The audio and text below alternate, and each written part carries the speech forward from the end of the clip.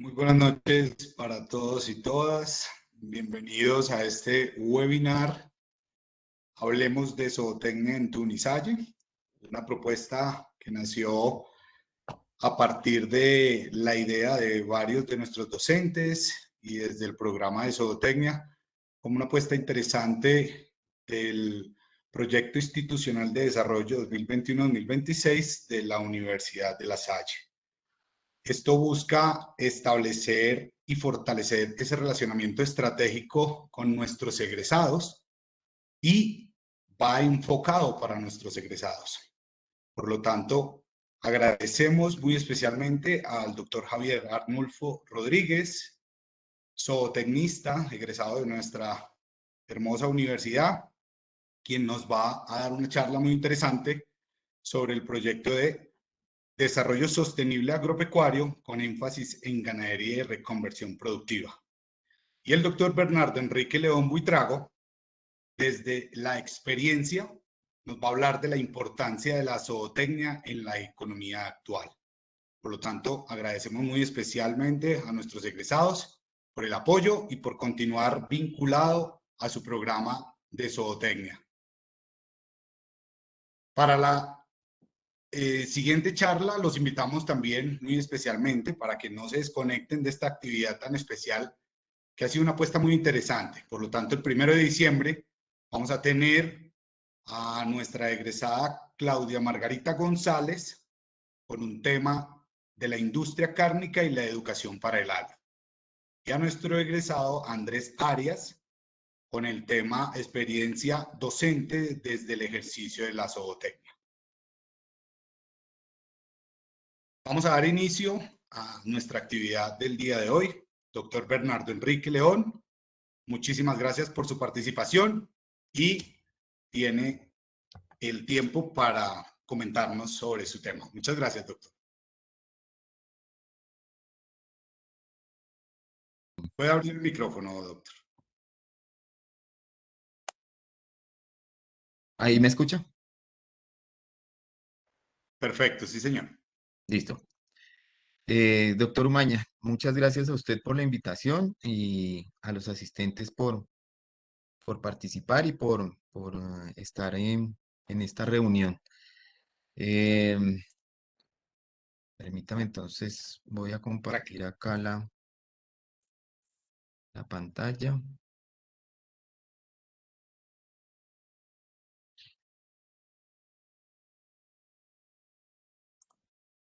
Listo.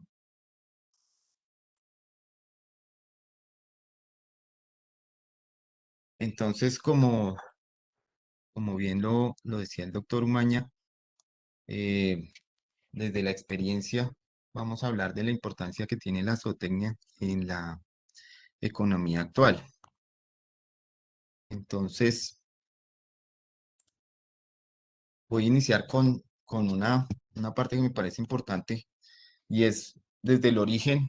eh, Podemos ver la importancia de la zootecnia. Y dijo Dios: Hagamos al ser humano a nuestra imagen y semejanza y que tenga dominio sobre los peces del mar, sobre las aves del cielo, sobre los animales domésticos, sobre los animales salvajes y sobre todos los reptiles que se arrastran por el suelo. En Génesis 1:26.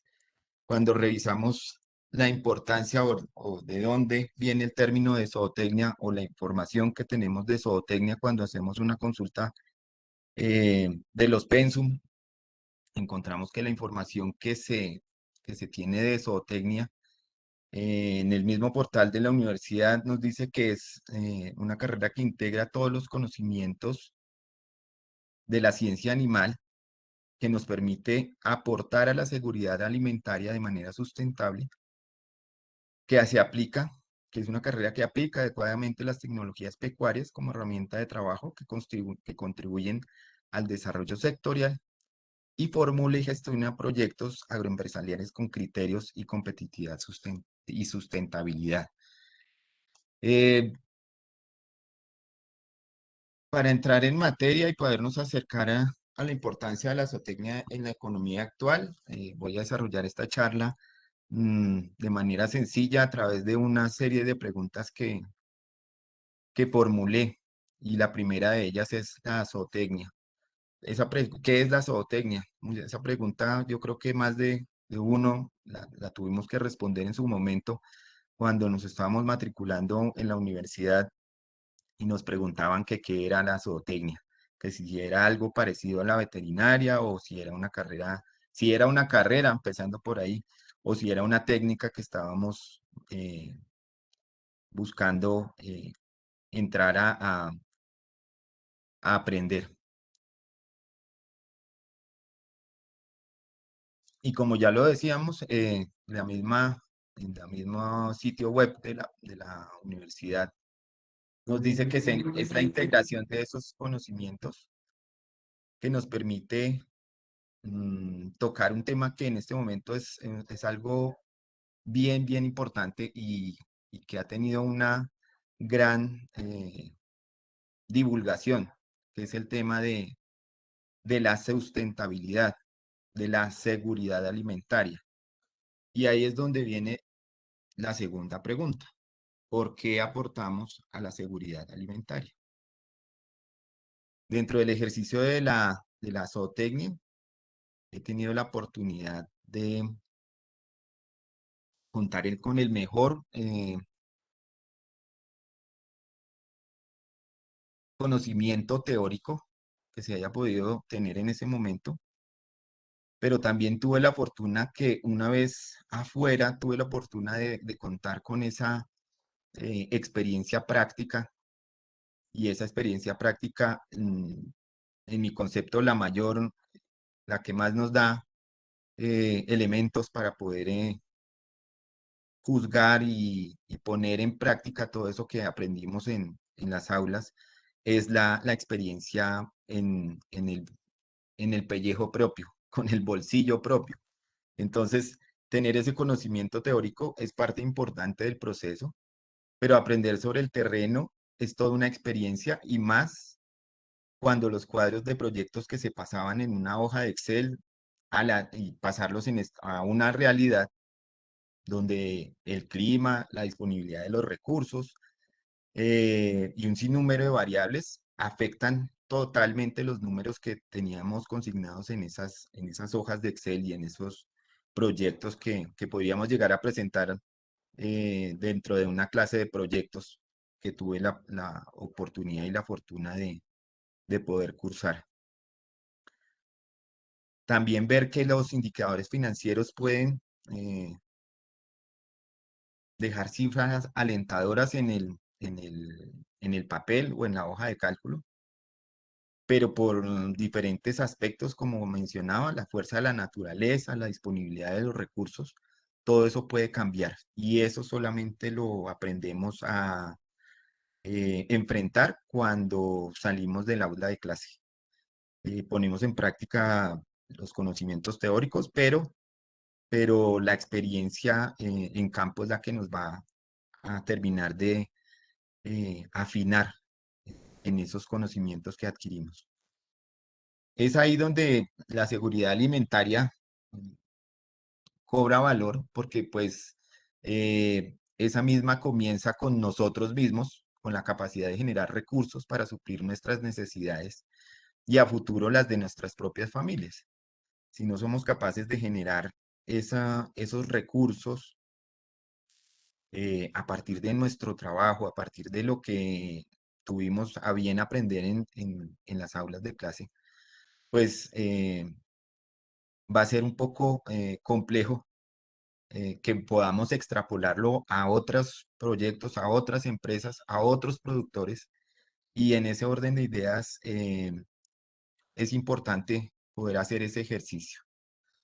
La seguridad alimentaria, en palabras de un sabio campesino que tuve la fortuna de conocer en mi época de recién egresado y con el cual tuve la oportunidad de conversar durante bastante tiempo, eh, decía que la seguridad alimentaria era la certeza de saber que se tenían los tres golpes asegurados para continuar trabajando el día de mañana. Eh, Nada más cercano a la realidad que ese concepto de esa persona. porque esa seguridad alimentaria es la que le permite a nosotros, no solamente a nosotros como profesionales, sino a todas las personas que están involucradas dentro del proceso productivo, generar esos alimentos necesarios para poder em, vivir, subsistir y producir. De ahí la importancia que como zootecnistas tenemos de aportar a esa seguridad alimentaria que inicia con los mismos productos que pueden tener un desayuno, que incluyen unos lácteos y sus derivados, unos huevos, en algunos casos miel, como digamos que dentro de los que tienen que ver directamente con el tema de zootecnia, y de otros que a través de la producción de biofertilizantes o de bioabonos y de a través de tecnologías y de biotecnologías desarrolladas a través del tiempo y de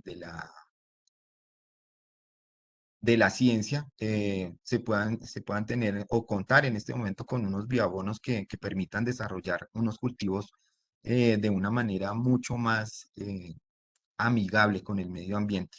Y ahí es donde seguimos siendo importantes nosotros como zootecnistas dentro de ese proceso. Eh, de ahí la importancia también de tener en cuenta que esa seguridad alimentaria no solamente impacta a nivel local, a nivel de primer círculo, digámoslo así, de afinidad que podamos tener, sino afecta a una economía regional, nacional e internacional, porque le damos de comer al ingeniero, al abogado, al médico y a un sinnúmero de profesiones que dependen de la alimentación para poder generar valor en cada una de sus profesiones u oficios. Ah, de esta manera, estamos llamados a producir alimento para aquellos que también, más bien, también estamos llamados no solamente a producir alimento para todas y cada una de esas personas que tienen la capacidad para comprar los productos, sino también para ser eh, de alguna manera eh, responsables con el encargo que hemos recibido de administrar correctamente los diferentes elementos que tenemos en la naturaleza, llámense animales, llámese suelo, llámese medio ambiente, y que desde la perspectiva de formación recibida de los hermanos lasallista, pues entiendo, así lo he entendido por lo menos yo, que debemos contribuir con la nutrición de los menos favorecidos.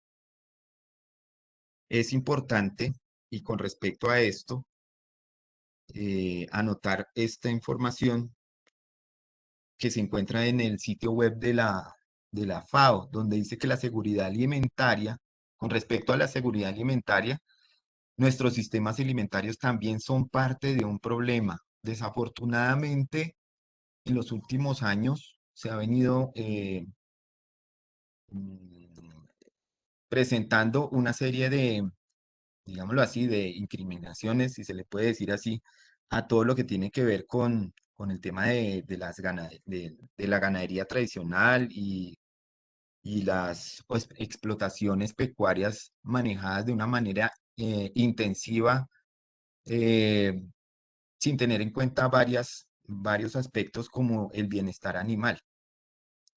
Y por eso nos atribuyen el 29% de las emisiones de gases de efecto invernadero. Eh, nos atribuyen que el 35% de los alimentos producidos se desperdicia debido a una mala distribución de los mismos y a una mala cadena de distribución eh, dentro de la cadena que deberíamos conservar. Y ese apetito voraz y desmedido que se ha venido o que se había venido dando durante tantos años, representa hasta el 80% de la biodiversidad de nuestro planeta, precisamente porque nos concentramos en producir a través de monocultivos y de especies que definitivamente no están adaptadas a las condiciones medioambientales de nuestra zona y, y eso hace que se den ese tipo de pérdidas de biodiversidad. Sin ir muy lejos, podemos estar hablando de eso puntualmente en el caso de la ganadería, donde Colombia tiene unas especies muy desarrolladas, supremamente adaptadas a las condiciones medioambientales y de mal manejo que históricamente les han dado y aún así no son tenidas en cuenta y son las razas criollas bovinas colombianas. Em, Gracias al trabajo y a la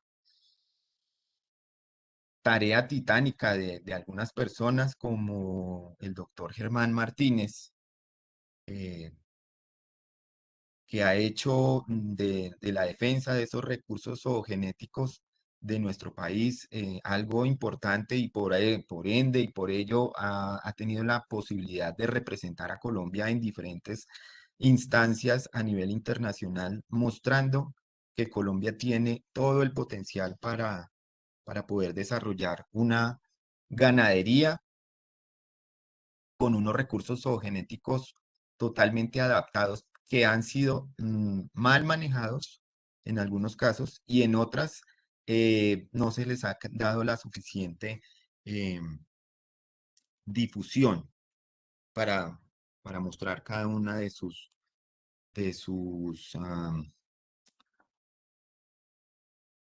posibilidades y viabilidades dentro de un sistema productivo, en este caso de ganadería. También sería bueno tener en cuenta que como zootecnistas, el tema de la sostenibilidad y sustentabilidad de cualquier proyecto que estemos desarrollando en este momento está alineado con las políticas internacionales que sobre el tema se vienen dando. Es importante que tengamos en cuenta que el tema del cambio climático y todas sus implicaciones no es algo, no es algo de moda, no es algo de lo cual se esté hablando porque suena bonito, sino porque realmente necesitamos tener un cambio en esa mentalidad a la hora de producir. De ahí sale o resulta la siguiente pregunta, que es, ¿qué es la producción sustentable? Hoy en día el término se viene usando de forma indiscriminada para dar de alguna manera un alivio o una lavada de culpas por la mala administración de los recursos que el creador nos dio.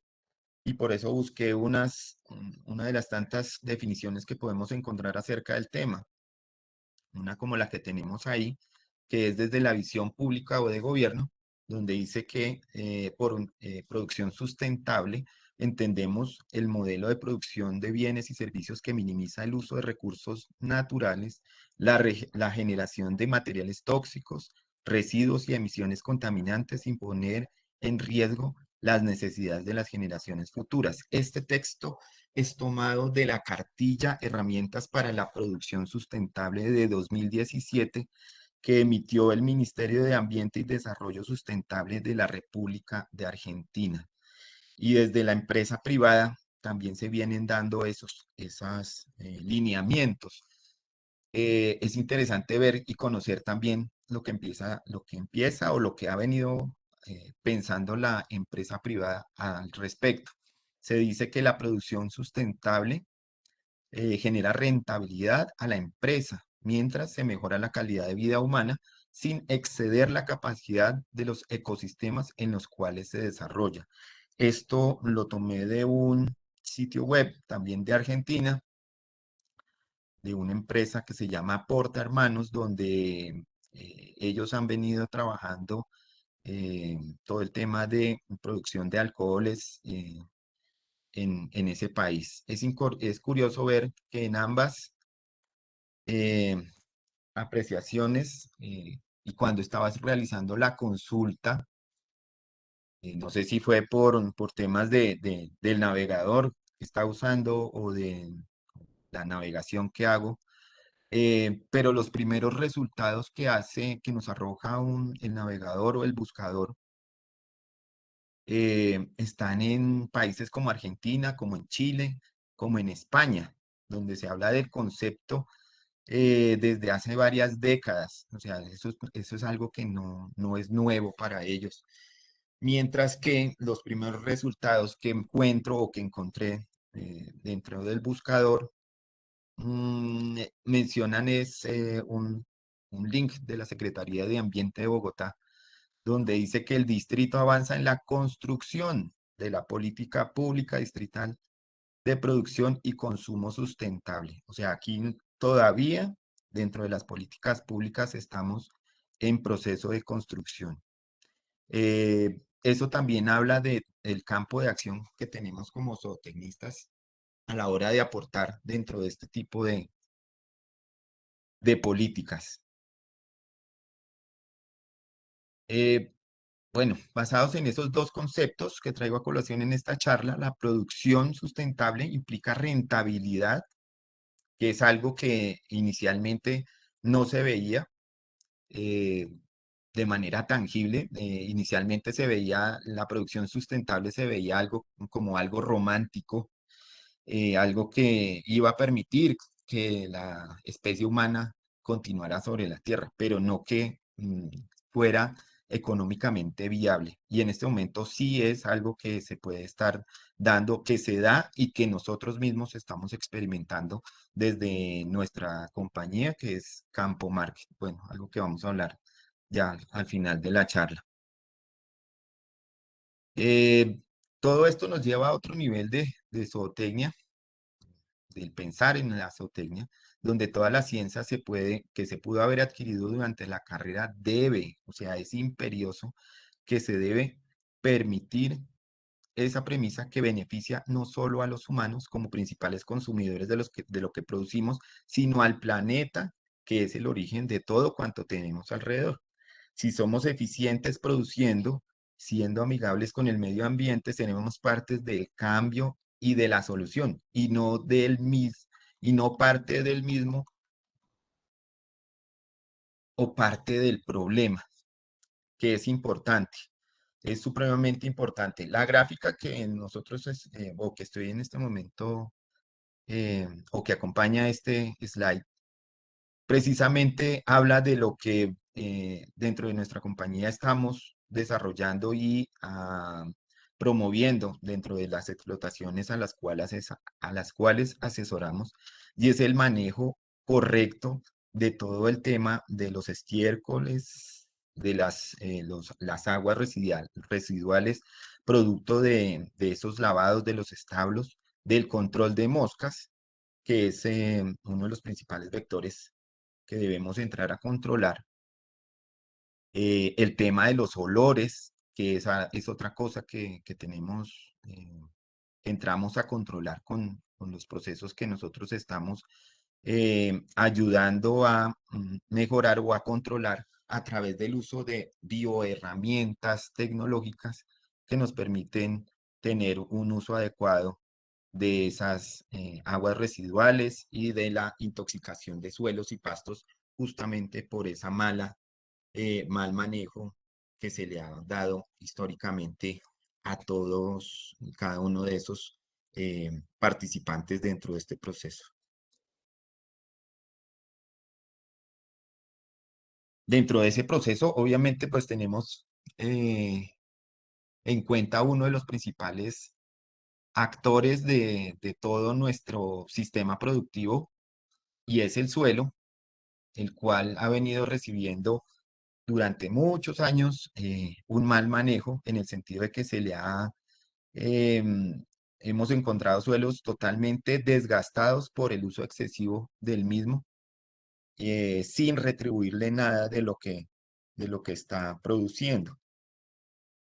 Vuelvo y lo digo, a través de herramientas de biotecnología estamos haciendo la recuperación de suelos y de producciones que en algún momento, eh, cuando las hemos recibido, estaban prácticamente en unos niveles de cero producción, en el caso de forrajes, a pasar a tener unas producciones muy interesantes y unos arreglos de toda la biota que se puede encontrar en el suelo y que nos permite tener y disfrutar de una ganadería, en este caso de ganadería, de una ganadería totalmente amigable con el medio ambiente y amigable con el bolsillo del productor. Que eso es una de las cosas que tenemos que entrar a evaluar y que tenemos que entrar a ofrecer como zootecnistas dentro de cada una de las asesorías que nosotros podamos llegar a dar. Una cuarta pregunta dentro de esta charla corta es cómo contribuir al desarrollo sectorial. Nosotros como zootecnistas tenemos todas las herramientas para poder entrar a ser parte de todas y cada una de las entidades que están acá y de muchas otras que, que se ven representadas dentro del sector. Es importante que como zootecnistas también no nos quedemos solamente en buscar el beneficio personal o el beneficio profesional, sino que podamos aportar desde nuestra carrera y desde nuestra experiencia a generar ese tipo de políticas que permitan un desarrollo mucho más equitativo y mucho más equilibrado. Importante eh, que todo este desarrollo sectorial se pueda iniciar desde la misma universidad, que así como promueve los diferentes clubes, los clubes bovinos, ovinos, caninos, y bueno, otra serie de clubes que se generan o se gestan en la universidad, dado el interés que hay por esas especies, que de esa misma manera se pueda generar espacios que permitan eh, generar ideas, proponer ideas y llevarlas a unas instancias donde tengan voz y voto y que puedan ser tenidas en cuenta. Todo esto eh, en pro de no solamente de las futuras generaciones de zootecnistas, sino de todos y cada uno de los que tuvimos el privilegio de optar por esta carrera como plan de vida. Em, ese desarrollo sectorial nos debe llevar a que cada vez más la zootecnia tenga el peso que debería tener dentro de la generación de esas políticas de seguridad alimentaria, dentro de esas políticas de desarrollo sustentable y sostenible, em, a partir de la mirada de una ingeniería pecuaria, si se le podría decir así, que le permita a todos crecer y ser totalmente mm, eh, concordantes con lo que venimos diciendo en esta charla. Eh, Desde nuestra experiencia, Campo Market viene desde el 2010 desarrollando diferentes actividades que le han permitido integrar bienes y servicios para el campo. Nos ha permitido y la experiencia y la formación que hemos tenido o que tuvimos en nuestra universidad nos permitió tener herramientas para desarrollar algo que hoy en día se ve como que se ha vuelto eh, una tendencia. Y es que nosotros entendimos desde temprano que emprender era una opción de vida rentable, que era una opción de vida que nos permitiría vivir de lo que habíamos podido y habíamos tenido el gusto y el placer de haber estudiado, que era la zootecnia. En ese orden de ideas, Campo Market nace como esa compañía que integra bienes y servicios y en este momento se encuentra desarrollando diferentes proyectos que van de la mano con todo el tema que venimos tratando y es el tema de sostenibilidad. Dentro de los principales aspectos que venimos manejando en este momento es justamente el tema del manejo de las herramientas de biotecnología para el desarrollo de una política de suelo sano que nos va a permitir tener una ganadería totalmente amigable con el medio ambiente.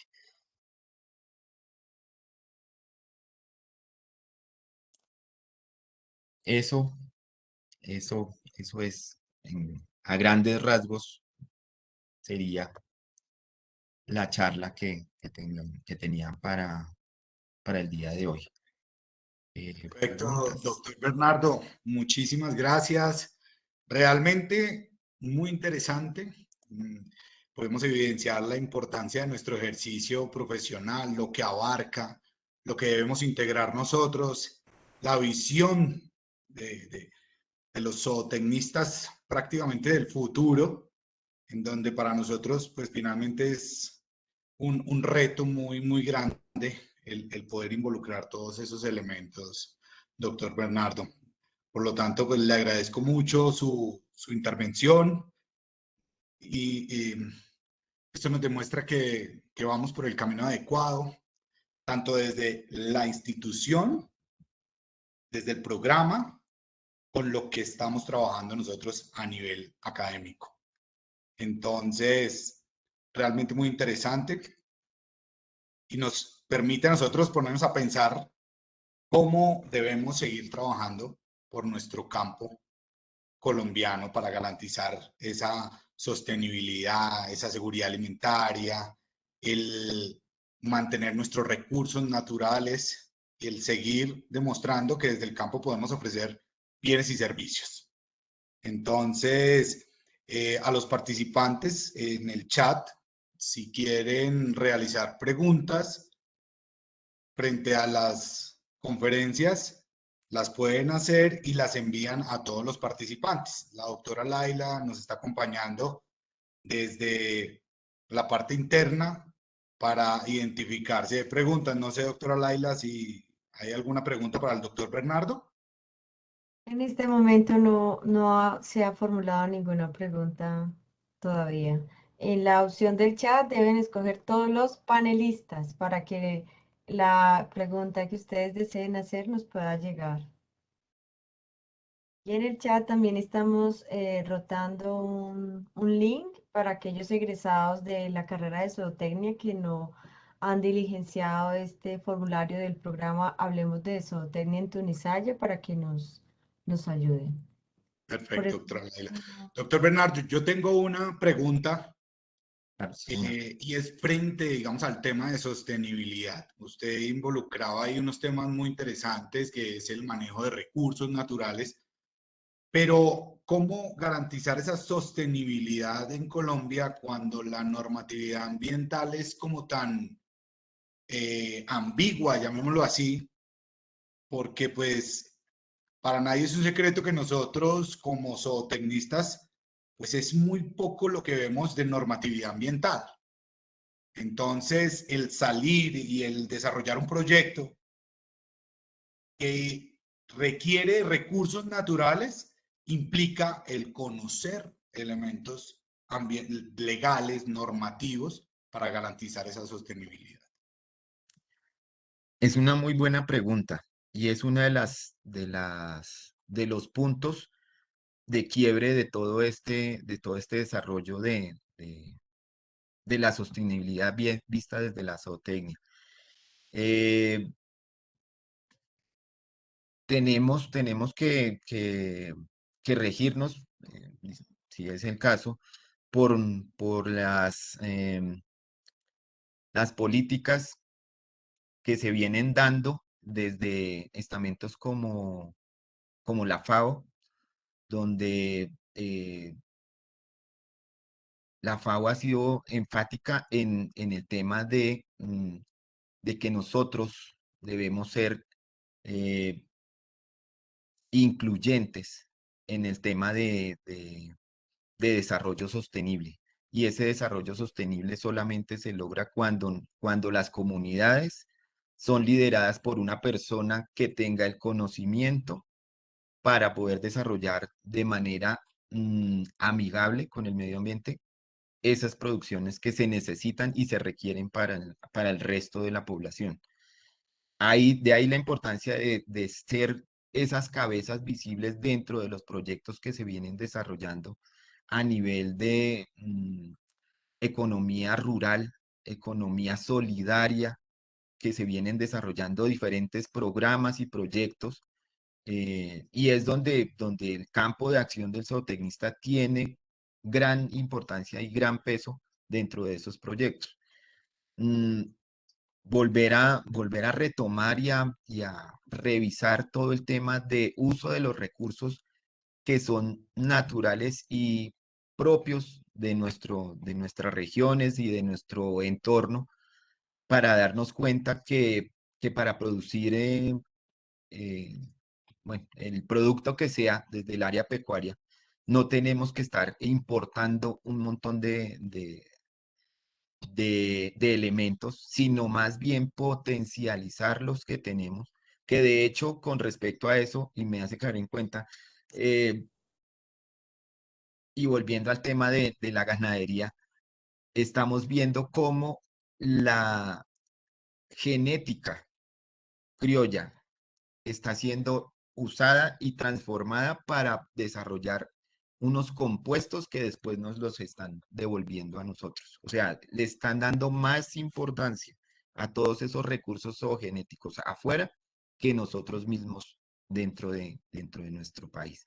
Es triste ver que después de X o Y tiempo fuera de nuestro país, esos recursos zoogenéticos son trabajados de una forma tal que pueden venir nuevamente a nuestro país a generar un boom, una moda nueva, eh, y puede descrestar a más de uno sabiendo que por debajo de todo eso tenemos esa información que durante muchos años hemos tenido aquí en nuestro país.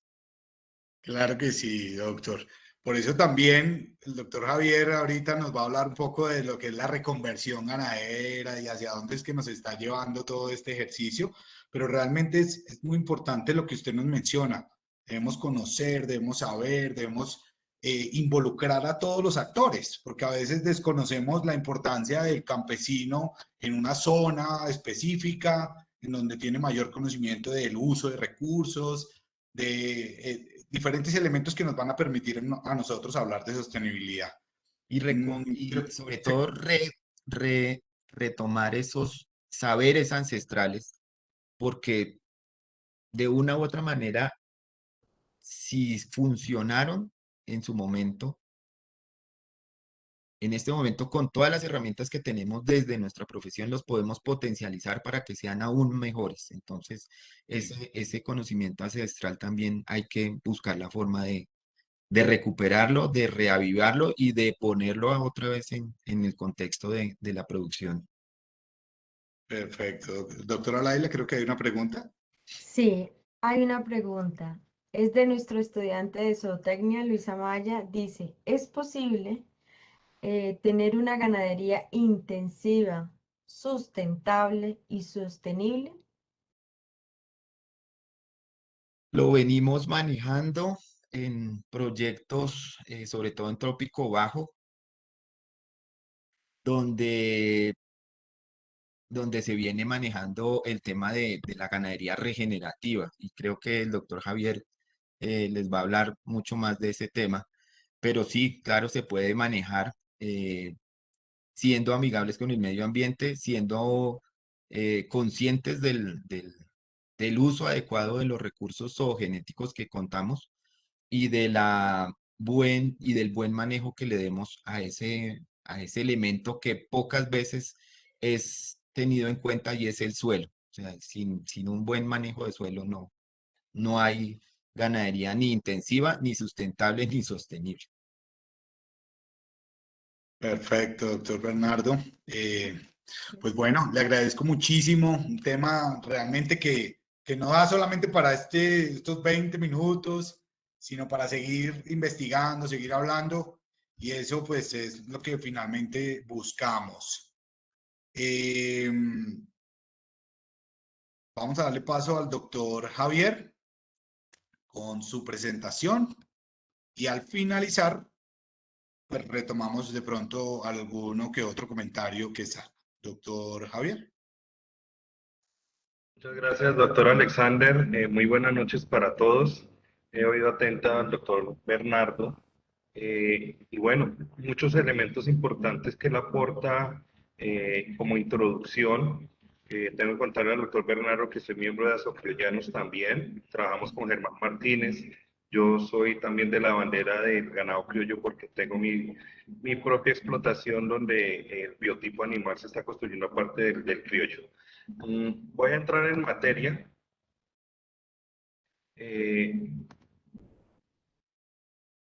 A ver, por favor, me confirman cuando vean pantalla. Sí, señor. Perfecto. Perfecto, bueno. Como ustedes estaban diciendo, el tema de la sostenibilidad, que termina siendo una sola, lo que pasa es que se han diversificado los términos y los acompañamientos a la palabra sostenibilidad según sea el uso.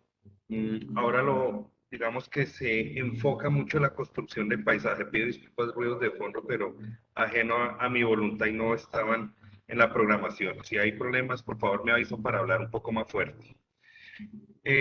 Como venía diciendo, lo que está buscando en este momento, yo estoy trabajando en un proyecto que se llama Proyecto Biocarbono Orinoquía, uno de 4 laboratorios a nivel internacional, desde el Banco Mundial con fondos de cooperación internacional, donde se desarrolla un laboratorio de alineamiento entre la institucionalidad, la producción y el sector privado, es decir, los que están haciendo uso del suelo, para finalizar en un programa de reducción de emisión nivel región. Esto trabajado con las entidades y aterrizado en territorio con las entidades tanto nacionales como locales, es decir, ministerios de Ambiente y Agricultura, de igual forma el IDEAN, quien rige esta parte de los gases de efecto invernadero.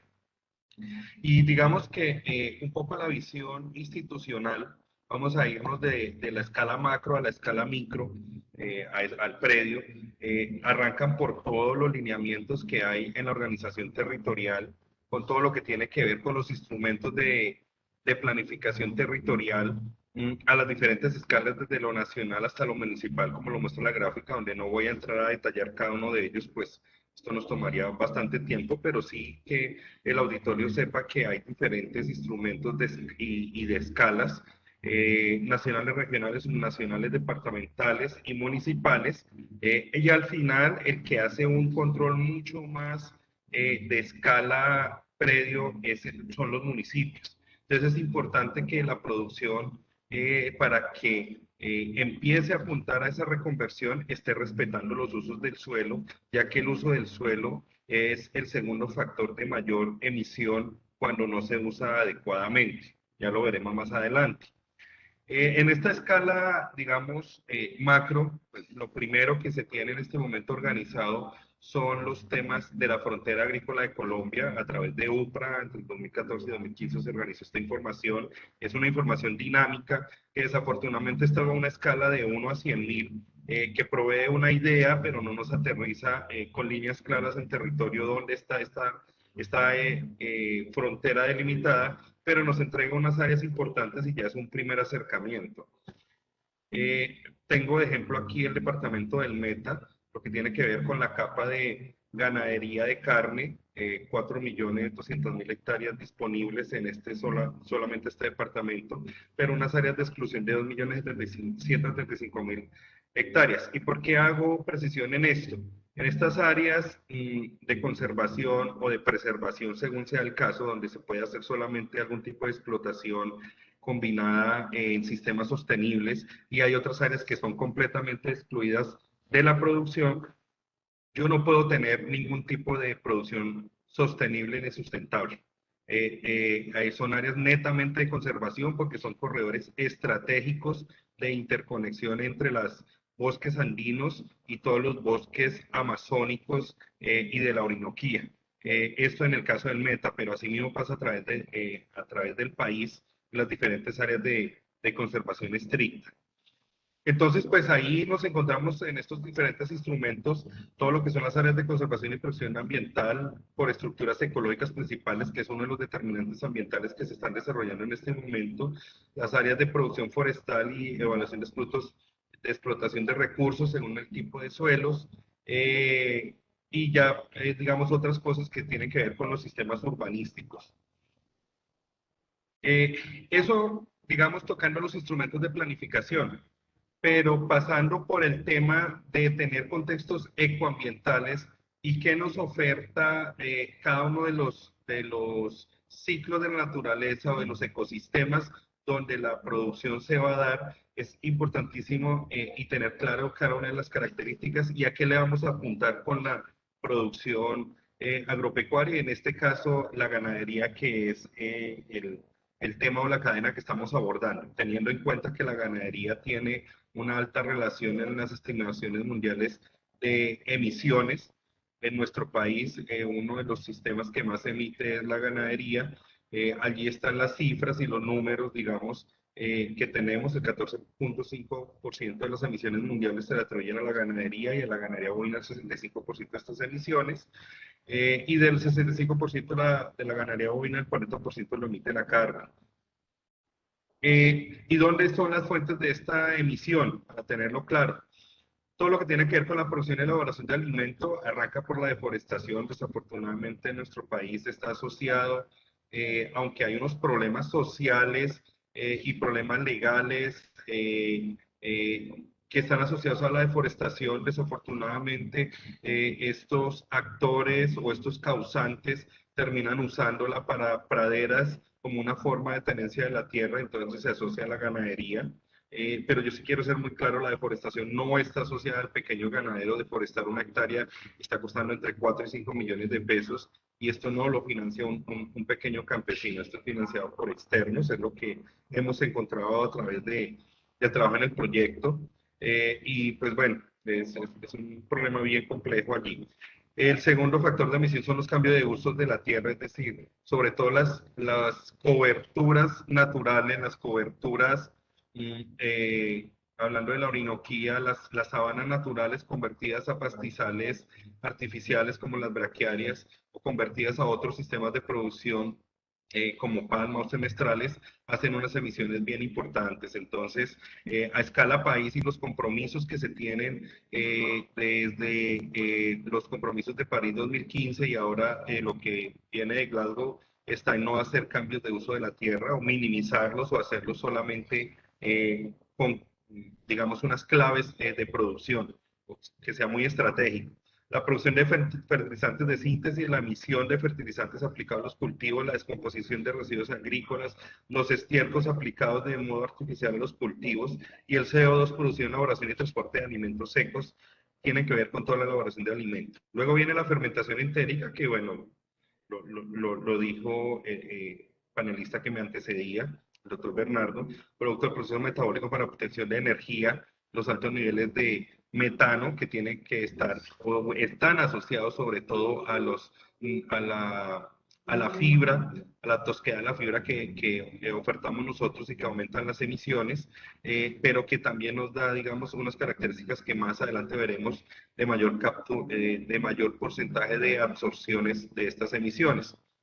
Y luego vienen todos los manejos del estiércol, como el doctor Bernardo allí lo tocó, los manejos de estiércol, sobre todo de sistemas donde hacen recogida de estiércol y los tratamientos diferentes que estos se hagan con eficiencia o ineficiencia, pues darán allí unas cifras que harán referencia a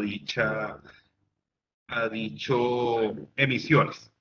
Luego tenemos que tener en cuenta lo que es la degradación de los suelos y los riesgos que hay por estas. Ahí tenemos el mapa, y desafortunadamente mucho de lo que cae con la frontera agrícola a disposición de la producción cae a lo que son suelos que están altamente vulnerables a lo que es la erosión.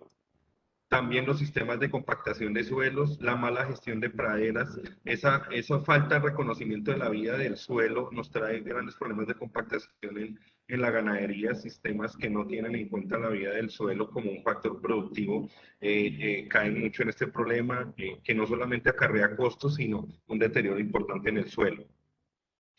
Tenemos en la Orinoquía, hago mucha referencia a la Orinoquía, que es la zona que más trabajo. También he tenido la fortuna de trabajar en otras zonas del país, pero la Orinoquía y la costa atlántica son dos zonas que son propensas a la desertificación en el mal manejo de los suelos, a su degradación extrema. Esto debemos tenerlo en cuenta y bueno, la diversidad climática que tenemos, porque al fin y al cabo nuestra función agropecuaria es completamente dependiente del clima y el factor ganadero allí está implícito en todo lo que son los factores zootecnicos de producción. Tenemos en todo el país planes regionales de cambio climático y diagnósticos de lo que será el cambio climático por departamentos. En la Orinoquía está el PRICO, que nos dictamina como hacia dónde va un poco este cambio climático. Y digamos que en los escenarios medios estamos con un promedio entre 1.5 y 1.6 en la escala de cambio de temperatura y eso nos obliga a tener unas acciones en la producción para que ésta sea sostenible, no solamente por bienestar animal, estamos hablando de conservación de suelo, las coberturas, los bosques, todo, las afectaciones son múltiples y están en estos documentos todo lo que se prevé en afectaciones y esto hay que tenerlo muy en cuenta. Esto es el cambio en los escenarios de la sabana, los cambios en el comportamiento de la sabana y los pastizales naturales, cómo se van a alterar debido a no solamente la temperatura, sino a los vientos, a la modelación climática en sus diferentes aspectos. Aquí el cambio de los índices pluviométricos en rojo, los veranos mucho más acentuados y con mayor temperatura, en azul los inviernos donde van a haber problemas de inundaciones o excesos en hidrología.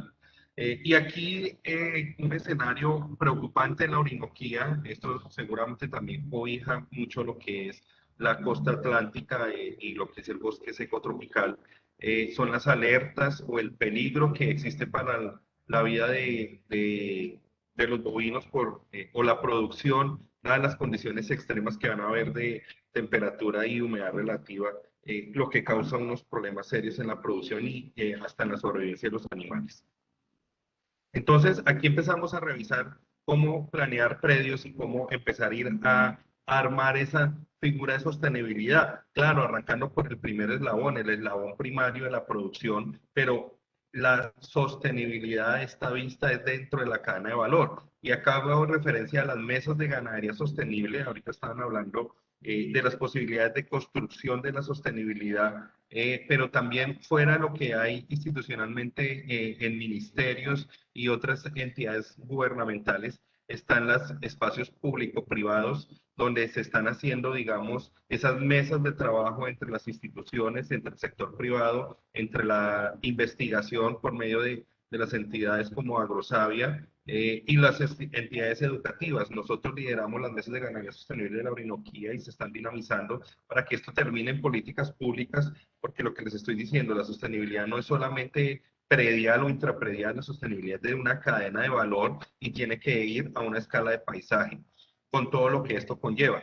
Entonces, bueno, aquí vemos la gráfica de lo que significa tener en cuenta la vida del suelo y todo lo que provee el suelo, que es mucho más allá que nutrientes químicos, tiene que ver con toda la vida del suelo y la capacidad del ciclaje de nutrientes, de tener un estiércol sano, un estiércol libre de antibióticos, un estiércol libre de ivermectinas o de materiales o rastras químicas que afecten esa vida del suelo. Esa vida del suelo lo que termina haciendo es fijar esas enormes cantidades de estiércol que se tienen. Estamos hablando que entre 12 y 15 kilos de estiércol tiene un animal adulto por día. Esto multiplicado por los inventarios que se tienen en los predios y las áreas impactadas es una verdadera revolución. El doctor Bernardo se refería a la ganadería regenerativa. Yo lo veo la ganadería regenerativa como un esquema muy juicioso de aplicación de los conceptos de lo que es la gestión del pastoreo eficiente y la construcción del suelo a partir de ello. Pero también tenemos que recordar que la sostenibilidad tiene que ver con conservación de la biodiversidad, apertura de bosques, liberación de áreas. La ganadería está en más de 34 millones de hectáreas. Siempre se ha planeado que la ganadería quede en 20 millones de hectáreas y se liberen 14 millones de hectáreas para cultivos, para forestales, para otras especies que requieren también importantes áreas. Y es liberar áreas no perdiendo inventario, es siendo más eficientes, usando las áreas más adecuadas para la producción. Por eso estoy tocando los temas de planificación predial. Todos los principios de biomasa y todo lo que tiene que ver con bienestar de ese animal que está allí implícito: temperatura, humedad relativa, radiación solar, condiciones hídricas que requiere el animal para su regulación térmica. Ya vimos que tenemos unos problemas de estrés y cada vez que aumenta la temperatura disminuyen los índices de fertilidad, disminuye el consumo de alimentos, se impacta la producción, gramos carne día, las botellas de leche litro, los pesos al destete, etcétera, etcétera, etcétera. Entonces es tener en cuenta ese circuito que existe dentro de los predios para ir armando esa planificación hacia lo que buscamos. Y aquí un ejemplo que tenemos, una finca que empezamos a trabajar en el 2006, una finca muy convencional en ese momento. Se planificó teniendo en cuenta sus condiciones de temperatura, de humedad relativa, cuáles eran las condiciones que había para la producción animal, porque hacer ganadería sostenible no es solamente tener ganado y pasturas exuberantes, es dar las condiciones de la producción, es recargar los acuíferos, es decir, todos los reguladores hídricos, es cargar el suelo, volverlo a recomponer o recarbonizar, lo llamamos nosotros, a través de la materia orgánica y la captura de carbono orgánico soluble al suelo como un factor de alta incidencia de productividad, donde haciendo pastoreos muy eficientes vamos a ir avanzando en ese camino, dando niveles de comodidad. Nosotros estamos hablando que estamos en una región donde tenemos un promedio de temperatura de 28 grados y cerca de 80% de humedad relativa casi todo el año. Entonces casi que tenemos un periodo de estrés largo en todo el año, lo que nos impide una producción como debe ser. Ahora, si a esto le sumamos la no adaptación de las razas, porque yo creo que no existe una raza, no existen razas malas, solamente mal aplicadas a un ecosistema y que no se le dan no se le dan los requerimientos que requieren esa genética. Acordémonos de la ecuación básica de nuestra zootecnia: genética más medio ambiente más manejo igual a producción, y desafortunadamente el mejoramiento genético comercial se ha olvidado un poco de esa ecuación base y nos han traído animales muy de óptica, muy de tamaño, pero que no tienen las condiciones no solamente climáticas. Aquí estamos hablando de las enfermedades endémicas, parasitarias, endo y exoparásitos, la capacidad de degradar las fibras toscas en los escenarios donde tenemos que estar. Entonces, dependiendo del paisaje, también podemos irnos por un biotipo animal construido con diferentes razas para ello. Y aquí el resultado del ejercicio de una planificación: 10 años de trabajo, estabilidad en la producción, una mejora en la oferta hídrica, una finca que sufría mucho por agua, estrategias en los diferentes arreglos arbóreos y en la estrategia de la división de praderas, intensificando el uso en donde se podía hacer y daba resultado, digamos, productivo, y liberando áreas estratégicas que nos dieron mayor biodiversidad, mayor captura de carbono, mayor acumulación de materia orgánica en el suelo, vida del suelo, lo que conlleva directamente a una productividad. Aquí algunos parámetros, digamos, ambientales: temperatura, materia orgánica en descomposición del suelo, macrofauna del suelo en los sistemas que tenemos allí conservados, bosques, el pastoril y unos lotes testigos que dejamos siempre para capacitación de estudiantes, compactación del suelo. Y algo importante: nosotros como renglón ganadero tenemos que estar comprometidos. Ahora sale la política NAMA Ganadería, que es una meta muy ambiciosa de captura de gases de efecto invernadero en ganadería. Hay todo el potencial para que la ganadería, así como ha sido un emisor, haga grandes absorciones a través de diferentes métodos como la planificación predial, la liberación de áreas estratégicas, son las de mayor impacto. Luego viene toda la gestión del pastoreo, los diferentes arreglos y los pastoriles. Ojo, en esto soy insistente: en matrices. Los arreglos silvopastoriles son arreglos agroforestales que provienen de tecnologías de restauración ecológica, pero una de las reglas fundamentales de la restauración ecológica nos dice que tenemos que hacer restauración ecológica de acuerdo a las matrices, si la matriz es permeable o no permeable a la figura de la arborización. Es decir, yo no voy a ir a sembrar unos árboles al desierto de La Guajira porque seguramente no van a ir, tengo que irme con otras cosas que la matriz me aceptan. Entonces aquí es importante tenerlo en cuenta porque una historia, por lo menos de nuestra región, es el piedemonte y otra historia son las sabanas inundables que no son muy arbolables con facilidad. Tienen algunos sitios en los bancos. Esto nos da una mirada ideal de lo que se puede hacer con captura de carbono dependiendo del sistema que yo tenga de manejo. Y llevado esto al predio que tenemos aquí de, digamos, de modelaje para este ejemplo, en 10 años de implementación podemos tener cerca de 2.940 toneladas equivalentes recogidas en un predio de 48 hectáreas. Si esto fuéramos a vender el carbono, sería importante, un indicador importante de lo que se puede llevar a lo económico, también estas partes ambientales que hoy día hay PCAs en todos los departamentos, ahí existen PCAs por captura de carbono, los bonos de voluntarios de carbono y las figuras como la que trabaja el proyecto de programa de reducción de emisiones. Y aquí lo más importante, todo este manejo ambiental debe ser es un manejo productivo. O sea, debemos incorporar buenas prácticas productivas que redunden en mejoramiento de la producción ambiente o en el componente ambiental. Se aumentan los forrajes en un 120% en volumen, dependiendo de los arreglos, se aumentan los contenidos de nutrientes, la producción de kilogramos carne por hectárea casi que se dobla, de 450 a 950 kilos, la disminución de los costos de producción del 28% porque disminuye todo eso que se hacía de descompactación de suelos, todo lo que es mecanización, todo lo que son abonos químicos disminuyen. Ustedes saben hoy a cómo están los abonos químicos debido a las condiciones que tenemos de transportes de buques, del dólar, etcétera, etcétera.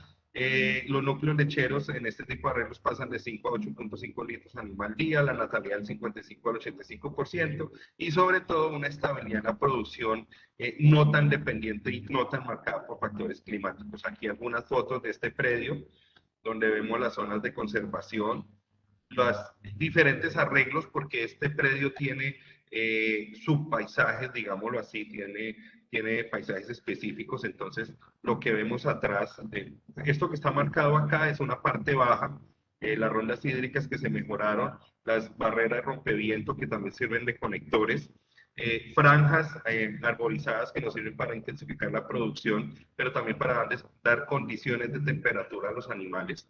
La arborización baja 3 o 4 grados centígrados la temperatura ambiente y da un microclima muy agradable, que eso al ganado hace que coma por lo menos 2 o 3 horas más al día, lo que significa producción. Aquí otra fotografía en las barreras, no sé si se alcance a ver, pero normalmente se tienen aquí unos halos verdes como si se estuviera fertilizando y es poder de la fijación, en este caso yojo, fijación de nitrógeno que tienen los árboles sobre las praderas, lo que las hace mejor. Y otro concepto que hay que, digamos, echar para atrás en el ganadero clásico, y es que las pasturas con el sombrío no se dan. Es todo lo contrario, las pasturas normalmente están en una luminosidad acá entre 18 y 22 mil lumens, pero el mejor rango de fotosíntesis de las pasturas está entre los 10.000 y 12.000 lumens.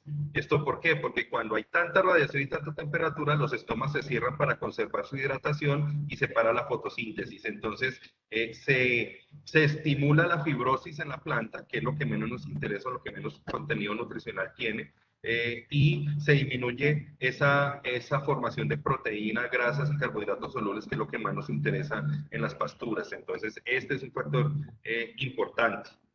Y bueno, aquí pues se puede ver el bienestar de los animales, esto es prácticamente que techar la finca. Sabemos, aquí hay muchos críticos de los costos que hay para implementar silvopastoriles, pero hay muchas formas, no es solamente sembrar árboles, está la regeneración natural como uno de los sistemas más económicos y direccionado el conocimiento que tengamos de las especies que se están dando. También está la siembra de árboles, que la siembra de viveros, pero también están los estacas acodadas, están los árboles por estaca, sistemas in vitro, etcétera, etcétera. O sea, hay muchas posibilidades y hay mucha organización para ir adaptando esos sistemas etapa por etapa, pero reitero, en matrices que estén dadas ecológicamente para los árboles. Doctor Alexander, hasta ahí mi presentación. Hay mucho tema al respecto, pero creo que la idea es dejar un poquito de todo aquí para poder trasladar la información al auditorio. Y bueno, podríamos hablar de temas específicos mucho tiempo, doctor Alexander. Doctor Javier, muchísimas gracias. Súper interesante este tema. Realmente se ha venido trabajando y se ha venido avanzando desde la institución en temas de reconversión ganadera, con diferentes docentes, lo cual pues nos muestra esa dinámica que debemos manejar nosotros como zootecnistas en campo, en la vida real. Importante algo que nos mencionó usted antes de siempre el uso del suelo es fundamental.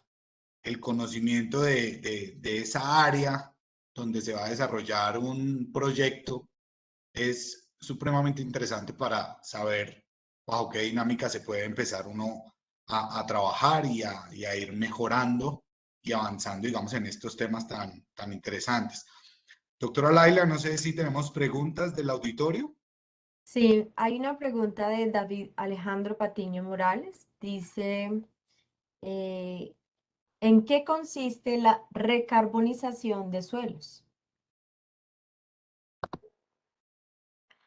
Bueno, la recarbonización del suelo no es más que mejorar la materia orgánica del suelo a través del ciclaje del estiércol. Es decir, el estiércol tiene dos rutas. Una vez que cae al suelo, lo depone el animal y tiene dos rutas. O la fermentación por bacteriosis, que es la que no queremos, la que forma el metano y la que forma diferentes gases de efecto invernadero, y hace que este estiércol sea un estiércol muerto, o la fermentación a través de la macrofauna y microfauna del suelo, principalmente allí los cucarrones estercoleros, las lombrices, colémbolos, milpies, etcétera, etcétera, que cogen este estiércol y lo bajan para sus diferentes procesos de vida y lo organizan en el suelo. Una vez estando en el suelo, esta materia orgánica, junto con la hojarasca y con otros residuos de materia orgánica, se van convirtiendo en ácidos fúlbicos y otros tipos de ácidos y geles que son los estables de la materia orgánica, y es lo que termina siendo materia orgánica en suelo enriquecido con ese carbón orgánico soluble del suelo que queremos tener allí depositado para, digamos, sacarlo de la circundancia del aire y llevarlo al suelo como en un depósito. Perfecto. Gracias. Tenemos otra pregunta de nuestro estudiante Camilo Pico sobre el tema del sombrío. Dice que si usted conoce algún tipo de árbol específico para el trópico bajo, bien sea para el meta o casanare, que pueda ayudar a mejorar la captación de carbono, disminuir las emisiones de metano, básicamente, que si tiene alguna sugerencia de un árbol que pueda tener esa eficiencia en esos dos aspectos. Bueno, mira, sí, digamos que cuando estuve trabajando en Ganadería Colombiana Sostenible, le recomiendo que entre a la página y allí dejamos unos catálogos de árboles para cada ecorregión. Ahí están los de Orinoquía, ¿cierto? Más hacia Piedemonte. Pero podemos nombrar árboles como el yopo, Anatera peregrina, podemos hablar del cañofístolo, cañofístula, podemos hablar de los algarrobos, podemos hablar del dormidero, podemos hablar. Bueno, hay 50 o 60 árboles focales que se identificaron para procesos silvopastoriles. ¿Qué es lo importante? Lo importante es saber dónde puede intervenir la matriz y el tipo de árbol. Los árboles son dos tipos: los colonizadores, que son aquellos de borde de bosque que van creciendo y ampliando el bosque y mejorando el suelo para que vengan las especies de segunda fase o climásicas, que son los árboles de gran porte madereros que necesitan suelo mejorado para que ellos crezcan y, digamos, se desarrollen allí. El problema es que siempre nos interesa, como humanos, desarrollar el mejor árbol en el campo abierto, y pues el árbol no se va a dar porque no tiene los nichos de suelo y los nichos de temperatura que tienen en el bosque. Entonces necesitamos, según el tipo de restauración que quiero hacer, ir con árboles que desarrollen ese tipo de cambio de suelo para que después vengan otras especies. Entonces es importante tener claro que los árboles también tienen unos tópicos para que ellos puedan crecer y desarrollarse y darnos eso. Ahora, en la pregunta, todos los árboles, según su tasa de crecimiento, tienen mayor o menor captura de carbono, ¿cierto? Pero en emisión de metano, la emisión de metano viene dada es en el animal y va a depender de la calidad del forraje y de la rotación de praderas eficiente que yo haga para que mejorando el contenido nutricional de los forrajes disminuya el metano. ¿Cuál es la situación? La situación no es solamente de dejar de emitir, porque toda acción humana emite.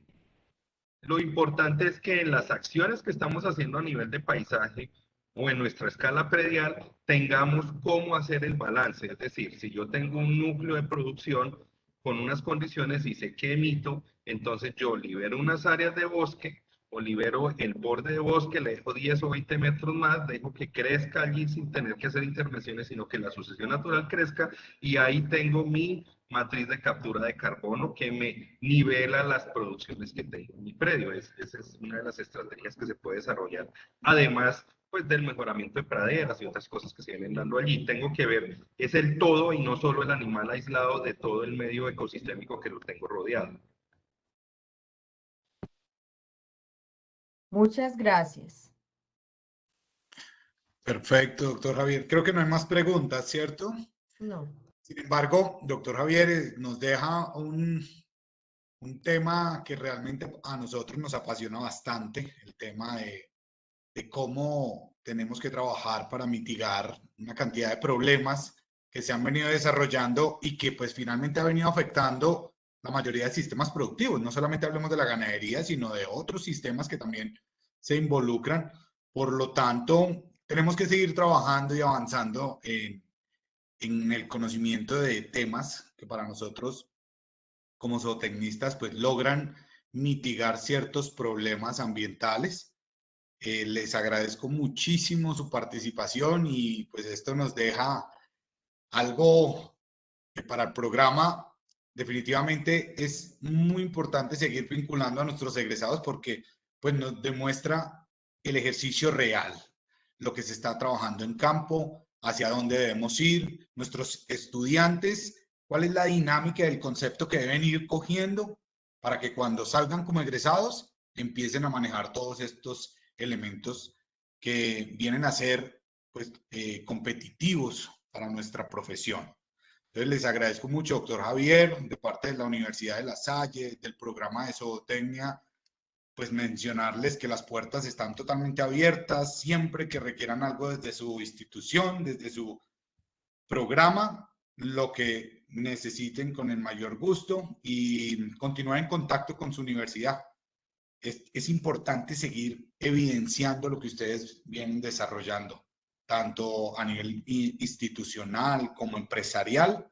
Para nosotros es fundamental ese vínculo y definitivamente está ligado al relacionamiento estratégico con nuestros egresados.